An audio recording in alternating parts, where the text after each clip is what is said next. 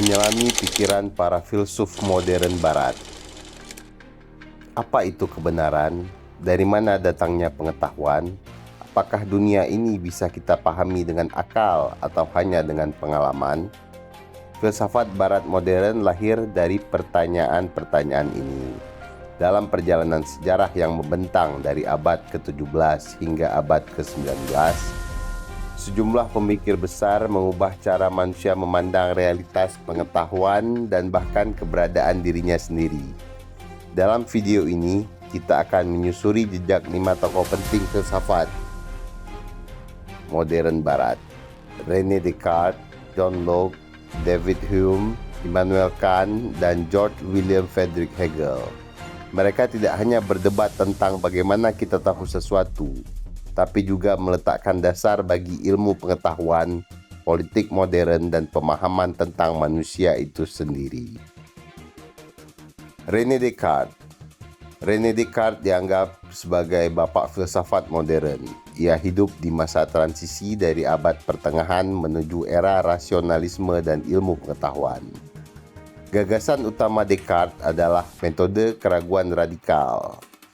Descartes memulai pencariannya akan kebenaran dengan meragukan segala hal, termasuk penginderaan, tubuh, dunia luar. Karena baginya bisa saja semuanya ilusi. Adagium yang terkenalnya adalah cogito ergo sum. Di tengah semua keraguan itu, ada satu hal yang tak bisa diragukan. Fakta bahwa aku sedang meragukan. Maka dari itu, lahirlah premis, aku berpikir, maka aku ada. Kontribusi lainnya dari Descartes adalah membedakan antara res cogitans, yaitu subjek yang berpikir, dan res extensa, materi yang terbentang, yang kemudian dikenal sebagai dualisme Kartesian. Descartes memberikan kerangka dasar untuk metode ilmiah modern yang berbasis deduksi dan matematika. John Locke. Manusia adalah kertas kosong. Jika Descartes mewakili rasionalisme, John Locke adalah tokoh penting dalam empirisme, pandangan bahwa pengetahuan berasal dari pengalaman.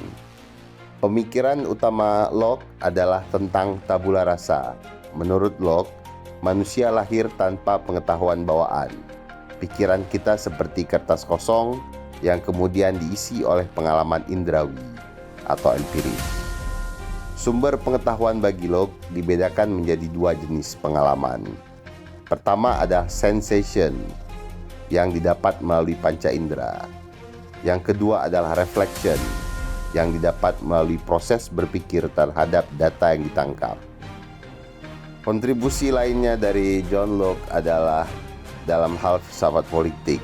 Ia menekankan hak-hak alamiah manusia untuk hidup, hak kebebasan, dan hak milik, hak kepemilikan atas properti.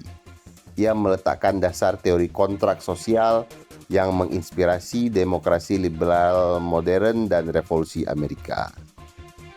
David Hume, kritik terhadap sebab akibat. David Hume adalah penerus Locke dalam tradisi empirisme.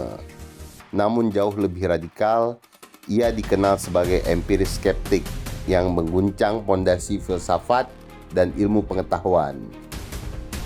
Pemikiran utama Hume adalah tentang impresi dan ide. Ia membedakan antara kesan langsung atau impresi dan bayangan pikiran atau ide. Semua ide, kata Hume, berasal dari kesan indrawi. Hume juga melakukan kritik terhadap hukum kausalitas. Baginya, kita tidak pernah melihat sebab akibat secara langsung, hanya melihat peristiwa berulang. Maka keyakinan bahwa A menyebabkan B hanyalah kebiasaan psikologis, bukan pengetahuan pasti. Kontribusi lain dari Hume adalah kritiknya terhadap argumen kosmologis dan teologis untuk membuktikan Tuhan.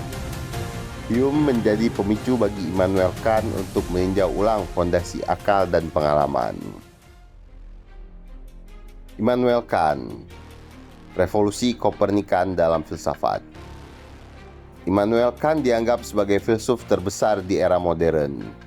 Ia mencoba menyatukan rasionalisme Descartes dan empirisme Locke dan Hume dalam suatu sistem sintesis. Pemikiran utama Immanuel Kant adalah transendentalisme. Kant menyatakan bahwa pikiran manusia tidak hanya menerima data dari dunia, tapi juga membentuk dunia dengan struktur-struktur tertentu, seperti ruang, waktu, dan kategori sebab akibat. Bagi Immanuel Kant, terkait revolusi Kopernikan, sama seperti Kopernikus menyatakan bahwa bumi berputar mengelilingi matahari. Kant menyatakan bahwa bukan pikiran mengikuti dunia, tapi dunia mengikuti struktur pikiran. Kontribusi lainnya dari Immanuel Kant adalah etika Kantian. Baginya, moralitas bersifat imperatif, kategoris. Bertindaklah hanya menurut asas yang bisa dijadikan hukum universal. Ia juga menjelaskan tentang batas pengetahuan. Kita hanya bisa mengetahui dunia fenomenal yang tampak, bukan dunia nominal yang sebenarnya atau dunia ide. George William Friedrich Hegel, Dialektika Spirit. Hegel melanjutkan kerja Kant namun mengembangkan sistem filsafatnya dalam skala yang jauh lebih luas dan historis. Pemikiran utama Hegel adalah soal dialektika. Khususnya dalam sejarah, proses realitas berlangsung melalui 3 tahap: tesis, antitesis, dan sintesis. Pertentangan justru menjadi motor kemajuan. Setiap sekali tesis akan ditantang oleh antitesis dan akan melahirkan sintesis, sehingga dalam sejarah perkembangan ide akan selalu berada dalam fase pertentangan tesis dan antitesis dan sintesis. Hegel juga menjelaskan tentang fenomenologi spirit. Hegel melihat sejarah sebagai perjalanan kesadaran menuju kebebasan dan pengenalan diri sebagai roh absolut atau geist. Hegel juga melihat realitas sebagai proses. Segala sesuatu termasuk pikiran, negara, dan sejarah adalah bagian dari proses menjadi atau being. Tak ada yang statis. Kontribusi lainnya dari filsafat Hegel adalah menjadi dasar bagi berbagai pemikiran modern.